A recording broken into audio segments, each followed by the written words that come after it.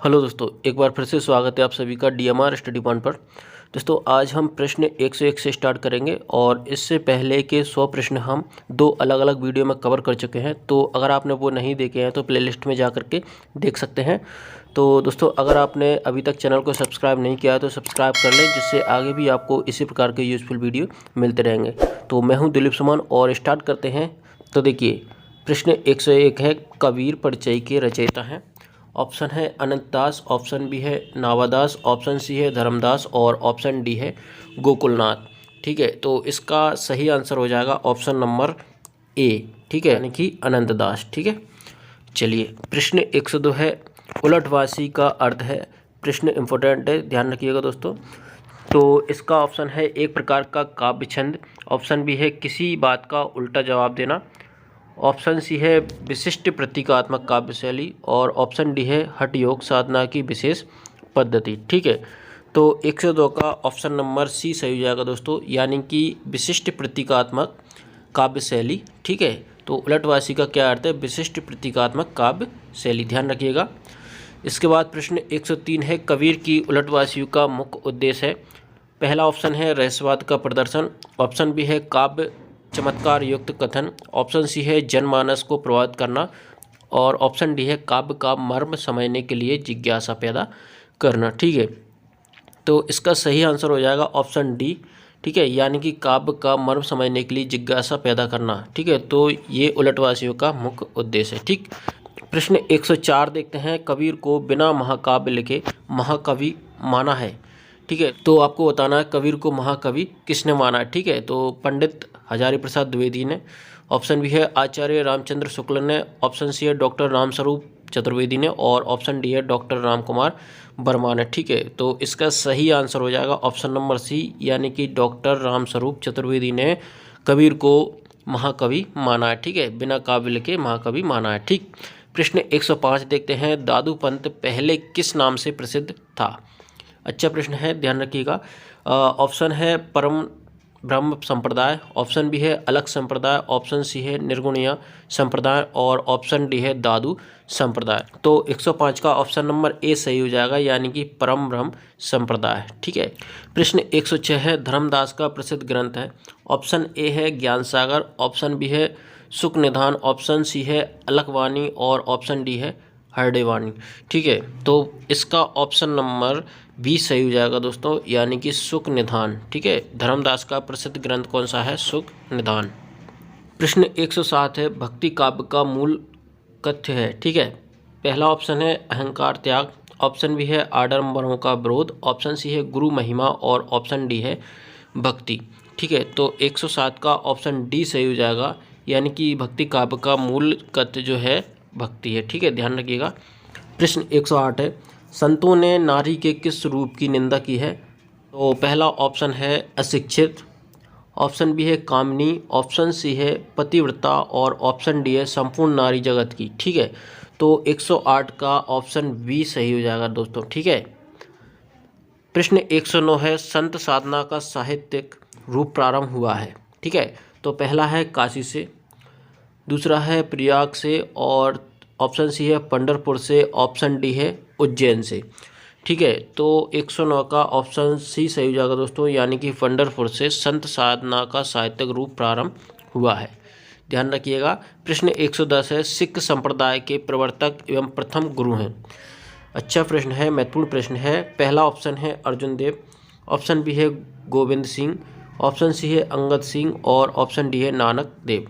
ठीक है, तो 110 का ऑप्शन डी सही जाएगा दोस्तों, यानी कि नानक देव। प्रश्न 111 है, नानक दर्शन का सार तत्व है। पहला ऑप्शन है जपू जी, ऑप्शन बी है असाधिवार, ऑप्शन सी है रही रास और ऑप्शन डी है सोहेला। तो 111 का ऑप्शन ए सही हो जाएगा दोस्तों, यानी कि जपू जी। ठीक है, प्रश्न 112 है, कबीर अपने परम तत्व को राम कहते हैं, इसी परम तत्व को गुरु नानक ने क्या कहा है? ऑप्शन है प्यारा, ऑप्शन बी है सवद, ऑप्शन सी है ब्रह्मा और ऑप्शन डी है अलग। तो 112 का ऑप्शन बी सही हो जाएगा दोस्तों, यानी कि सवद। ठीक है, प्रश्न 113 है, नानक देव जी के पदों को गुरु ग्रंथ साहिब के किस प्रकरण में संकलित किया गया है? पहला ऑप्शन है सोहिला, ऑप्शन बी है महला, ऑप्शन सी है सवद और ऑप्शन डी है जपू जी। तो प्रश्न 113 का ऑप्शन बी सही हो जाएगा, यानी कि महला। ठीक। प्रश्न 114 है, मीराबाई के गुरु का नाम है। महत्वपूर्ण प्रश्न है दोस्तों, ध्यान रखिएगा। पहला ऑप्शन है रामानंद, ऑप्शन बी है रामानुज, ऑप्शन सी है रैदास और ऑप्शन डी है धर्मदास। तो 114 का ऑप्शन सी सही हो जाएगा दोस्तों, रैदास। प्रश्न 115 है, संत रैदास किसके शिष्य थे? ये भी इम्पोर्टेंट प्रश्न है। ऑप्शन है पीपाजी, ऑप्शन बी है सघन, ऑप्शन सी है नामदेव और ऑप्शन डी है रामानंद। तो 115 का ऑप्शन डी सही हो जाएगा दोस्तों, रामानंद। ठीक है, तो संत रैदास जो थे रामानंद के शिष्य थे। ठीक है। इसके बाद प्रश्न 16 है, निम्नलिखित में से कौन सा संत कवि नहीं है? पहला ऑप्शन है रहीम, ऑप्शन बी है कबीर, ऑप्शन सी है मलुकदास और ऑप्शन डी है रज्जब। 116 का ऑप्शन ए सही हो जाएगा दोस्तों, रहीम। ठीक है। प्रश्न 117 है, अंगबधू में किसकी रचनाएं संग्रहित हैं? पहला ऑप्शन है मलुकदास, ऑप्शन बी है दादू दयाल, ऑप्शन सी है मिस्किन दास और ऑप्शन डी है यारी साहब। 117 का ऑप्शन बी सही हो जाएगा दोस्तों, दादू दयाल। ठीक है। प्रश्न 118 देख लीजिए, दादू की रचनाओं का संग्रह हरडे वाणी नाम से किया था।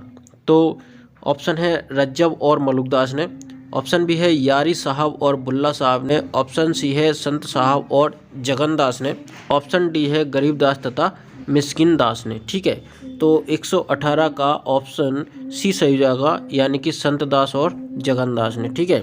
प्रश्न 119 देखते हैं, निम्नलिखित में से कौन सा शासक दादू के उपदेशों से बहुत प्रभावित हुआ था? पहला ऑप्शन है अकबर, ऑप्शन बी है शाहजहां, ऑप्शन सी है औरंगजेब और ऑप्शन डी है बहादुर शाह जफर। तो 119 का ऑप्शन ए सही हो जाएगा, यानी कि अकबर। प्रश्न 120 है, दादू दयाल के साहित्य की सबसे प्रमुख विशेषता है। पहला ऑप्शन है बाह्य आडंबरों का विरोध, ऑप्शन बी है सरल और बोधगम्य भाषा, ऑप्शन सी है निर्भीक अक्खड़ कटुक्तियों की प्रचुरता, ऑप्शन डी है आत्मसमर्पण की भावना। तो 120 का ऑप्शन नंबर बी सही हो जाएगा, यानी कि सरल और बोधगम्य भाषा। ठीक है, ध्यान रखिएगा। 121 देखते हैं, दादू साहब ने किस संप्रदाय की स्थापना की? पहला ऑप्शन है एक नामी, ऑप्शन बी है कनफट्टा, ऑप्शन सी है परम ब्रह्म और ऑप्शन डी है सहजिया। ठीक है, तो 121 का सी सही हो जाएगा, यानी कि परम ब्रह्म। ठीक। प्रश्न 122 देखते हैं, निर्गुण पंक्तियों में सर्वाधिक शिक्षित संत थे। तो पहला ऑप्शन है धर्मदास, ऑप्शन बी है मलुकदास, ऑप्शन सी है दादू दयाल और ऑप्शन डी है सुंदर दास।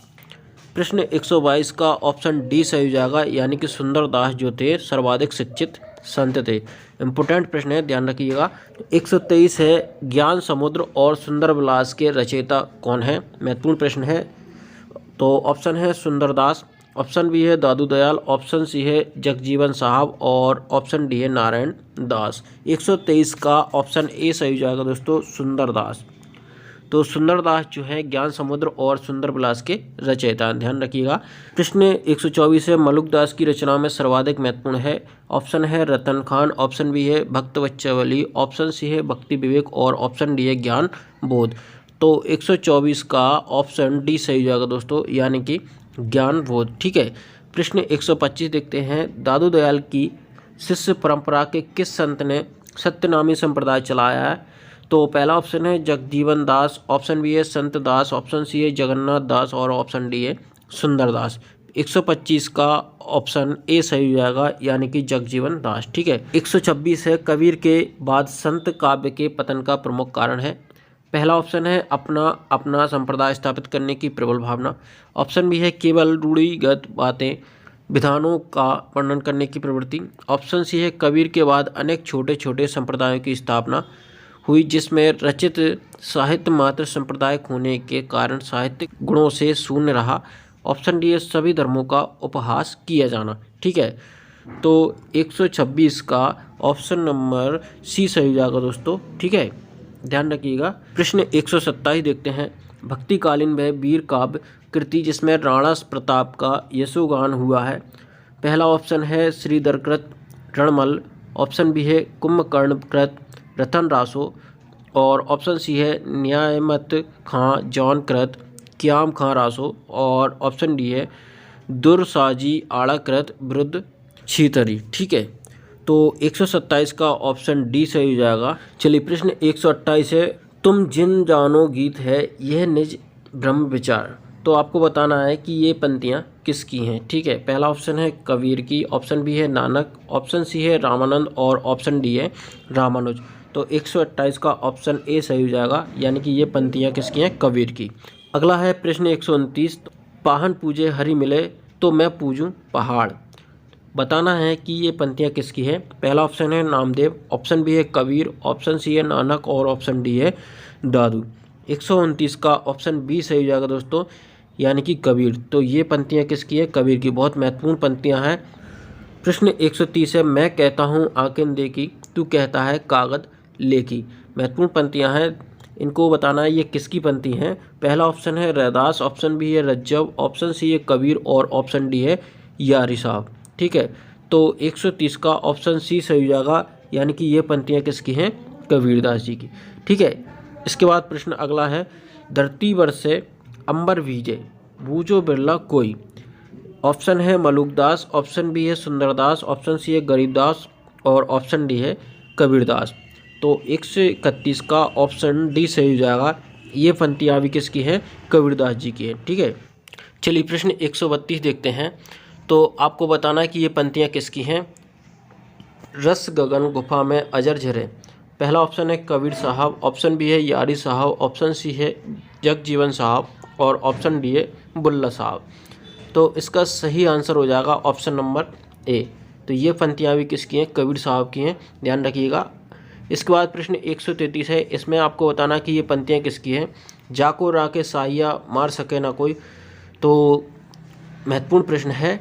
तो ऑप्शन है नाथ मुनि, ऑप्शन बी है कबीरदास, ऑप्शन सी है एकनाथ और ऑप्शन डी है तुकाराम। तो प्रश्न 133 का ऑप्शन बी सही हो जाएगा, यानी कि ये पंक्तियाँ किसकी हैं, कबीर साहब की। अगले में देखिए, बताइए कि ये पंक्तियाँ किसकी हैं। अब पछता होत क्या जब चिड़िया चुग गई खेत। महत्वपूर्ण पंक्तियाँ हैं। पहला ऑप्शन है नामदेव, ऑप्शन बी है ज्ञानेश्वर, ऑप्शन सी है कबीर और ऑप्शन डी है तुकाराम। ठीक है, तो 134 का ऑप्शन सी सही हो जाएगा दोस्तों, ये पंक्तियाँ भी कबीरदास जी की हैं। अगला है, तेरा प्रीतम तुझ में दुश्मन भी मुझमाही। तो इसके ऑप्शन है एकनाथ, ऑप्शन बी है नामदेव, ऑप्शन सी है दादू दयाल और ऑप्शन डी है कबीरदास। तो 135 का ऑप्शन डी सही हो जाएगा दोस्तों, ये पंक्तियाँ भी किसकी हैं, कबीरदास की हैं। प्रश्न 136 है, बोया पेड़ बबूल का आम कहाँ से खाए। तो इसका ऑप्शन है कबीरदास, ऑप्शन बी है तुलसीदास, ऑप्शन सी है नानक देव और ऑप्शन डी है रैदास। तो 136 का ऑप्शन ए सही हो जाएगा, यानी कि ये पंक्तियाँ भी किसकी हैं, कबीरदास जी की हैं। ठीक है, इसके बाद प्रश्न 137 है, आपको बताना है कि ये पंक्तियाँ किसकी हैं। तो मन के हारे हार है मन के जीते जीत। पहला ऑप्शन है तुलसीदास, ऑप्शन बी है कबीरदास, ऑप्शन सी है सूरदास और ऑप्शन डी है नानक देव। तो 137 का ऑप्शन नंबर बी सही हो जाएगा। तो ये पंक्तियाँ भी किसकी हैं, कबीरदास जी की हैं, महत्वपूर्ण पंक्तियाँ हैं। इसके बाद प्रश्न 138 है, जीवन जौवन राजपद अविचल रहे ना कोई। ठीक है, तो आपको बताना है कि ये पंक्तियाँ किसकी हैं, सुंदरदास की हैं, तुलसीदास की हैं, कबीरदास की हैं या फिर मलुकदास की हैं। ठीक है, तो 138 का ऑप्शन सी सही है, ये भी पंक्तियाँ किसकी हैं, कबीरदास जी की हैं। ठीक है, प्रश्न 139 है, कोटि जतन पर बोधिए कागा हंस न होए। ठीक है, तो ये पंक्तियाँ आपको बताना है किसकी हैं। तो यारी साहब की हैं, भीखा साहब की हैं, मलुकदास की हैं या फिर कबीरदास की हैं। ठीक है, तो 139 का डी हो जाएगा सही, यानी कि ये पंक्तियाँ भी किसकी हैं, कबीरदास जी की हैं। ठीक, प्रश्न 140 है, हीरा जन्म अमोल है कौड़ी बदले जाए। ठीक है, तो ये पंक्तियाँ आपको बताना है कि ये किसकी हैं, नानक देव जी की हैं, कबीरदास जी की हैं, सूरदास जी की हैं या फिर रहीमदास जी की हैं। ठीक है, तो 140 का ऑप्शन ए सही हो जाएगा, यानी कि नानक देव। ठीक, प्रश्न 141 है, कबीर कहानी राखी नहीं वर्णाश्रम सठ दर्शनी। ठीक है, तो ये पंक्तियाँ आपको बताना कि ये किसकी हैं। ठीक है, तो 141 का ऑप्शन डी सही हो जाएगा, ये पंक्तियाँ किसकी हैं, नावादास की। चलिए अगला प्रश्न है, सूफी शब्द की उत्पत्ति के मूल में किस शब्द को सर्वाधिक मान्यता मिली है। पहला ऑप्शन है सुफ़ा, ऑप्शन बी है सूप, ऑप्शन सी है सफ़ा या ऑप्शन डी है सूफिया। तो 143 का ऑप्शन बी सही हो जाएगा दोस्तों, यानी कि सूप। ठीक, प्रश्न 144 है, सूफियों द्वारा अपनाई गई मनसबी शैली से आशय है। तो पहला ऑप्शन है प्रत्येक सर्ग के अंत में छंद परिवर्तन करना। ऑप्शन बी है रचना के आरंभ में ईश वंदना, पैगंबर की स्तुति, सहाय वक्त की प्रशंसा आदि। और ऑप्शन सी है रचना के आरंभ में कवि का स्वपरिचय। और ऑप्शन डी है रचना के आरंभ में कथा का सारांश प्रस्तुत करना। ठीक है, तो ऑप्शन इसका सही हो जाएगा ऑप्शन नंबर बी। ठीक है, यानी कि रचना के आरंभ में ईश वंदना, पैगंबर की स्तुति, सहाय वक्त की प्रशंसा आदि। ठीक, प्रश्न 145 है हिंदी का प्रथम सूफी कवि कौन है। मोस्ट इंपोर्टेंट प्रश्न है दोस्तों, ध्यान रखिएगा। ऑप्शन है जायसी, ऑप्शन बी है मुल्ला बजही, ऑप्शन सी है मुल्ला दाऊद और ऑप्शन डी है नूर मोहम्मद। 145 का ऑप्शन सी सही हो जाएगा, यानी कि मुल्ला दाऊद। ठीक है, तो हिंदी का प्रथम सूफी कवि कौन है, मुल्ला दाऊद, ध्यान रखिएगा। मोस्ट इंपोर्टेंट प्रश्न है। प्रश्न 140 है सूफी मत में साधना के कितने सोपान है। इंपोर्टेंट प्रश्न है। ऑप्शन है 2, 3, 4 या फिर 5। ठीक है, तो 140 का ऑप्शन सी सही हो जाएगा। ठीक है, यानी कि 4। प्रश्न 147 है प्रेम आख्यान काव्य परंपरा सूफी कवियों का मुख्य दर्शन है। पहला ऑप्शन है तसव्वुफ, दूसरा है हनफी, ऑप्शन सी है अहले हदीस और ऑप्शन डी है अहमदिया। ठीक है, तो 147 का ऑप्शन ए सही हो जाएगा दोस्तों। ठीक है, ध्यान रखिएगा।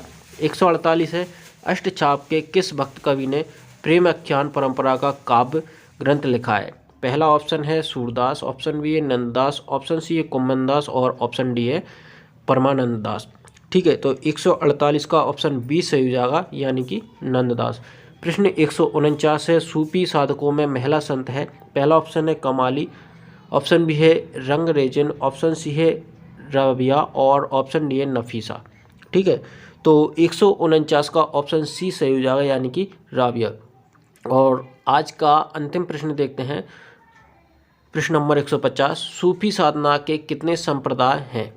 पहला ऑप्शन है 2, दूसरा है 3, तीसरा है 4 और ऑप्शन डी है 5। तो 150 का ऑप्शन सी सही हो जाएगा, यानी कि 4। ठीक है, ध्यान रखिएगा। अच्छा प्रश्न है। तो दोस्तों अगर आपको वीडियो अच्छा लगा है तो इसको लाइक करें, शेयर करें, साथ ही चैनल को सब्सक्राइब कर लें, जिससे आगे भी आपको इसी प्रकार के यूजफुल वीडियो मिलते रहें।